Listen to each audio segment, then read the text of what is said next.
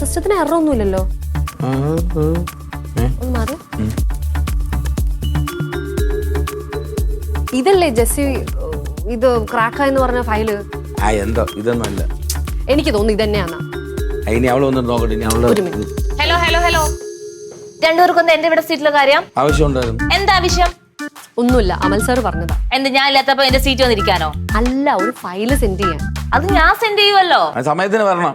രാവിലെ വന്ന് എനിക്ക് രണ്ടുപേരോടും തർക്കിക്കാൻ പറ്റത്തില്ല കേട്ടല്ലോ. എനിക്ക് മാറിയേ, ഞാൻ ഇല്ലാത്തപ്പോ എന്റെ ലാപ്ടോപ്പ് തുറന്നു പോരാ. നീ ഇല്ലാത്ത പണിക്ക് നിന്റെ വീട്ടിൽ നിന്ന് കൊണ്ടുവച്ചു ലാപ്ടോപ്പ്. ഇതൊരു ഓഫീസ് ലാപ്ടോപ്പാണ്, അത് ചിലപ്പോ തുറന്നിരിക്കും.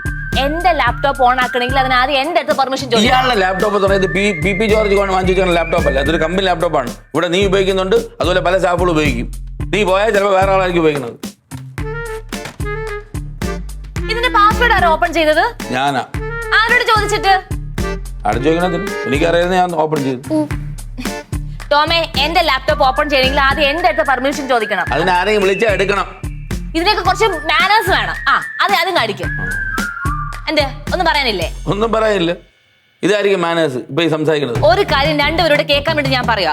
നിങ്ങൾ രണ്ടുപേരെക്കുള്ള എക്സ്പീരിയൻസ് ഇവിടെ വർക്ക് ചെയ്തതിൽ എനിക്കുണ്ട്. അത് ആദ്യം നിങ്ങൾ മനസ്സിലാക്കണം കേട്ടല്ലോ. അതിൽ നിന്ന് ഒരുപാട് എക്സ്പീരിയൻസ് ഉള്ള ഒരു അവിടെ ചുമ്മാ നിൽക്കണം. അവളൊന്നും പറയാനില്ല. എന്നെ തലവെച്ച് കൊടുക്കാൻ നിങ്ങൾക്ക് എക്സ്പീരിയൻസ് ഉള്ളതുകൊണ്ട് അവൾക്ക് എക്സ്പീരിയൻസ് ഉണ്ട്. ഇത് അവിടെ കയ്യിൽ വെച്ചാൽ മതി. എന്റെ അടുത്ത് എടുക്കാൻ പറയണ്ട കേട്ടല്ലോ. എന്താ ചെയ്യുന്നത്? പിടിച്ചോണ്ട് പോ, അല്ലെങ്കിൽ സൂപ്പർ ഇവിടെ നാടും. ചിലപ്പോ പോവും. കാസർഗോഡൊക്കെ ഞാൻ കണ്ടു.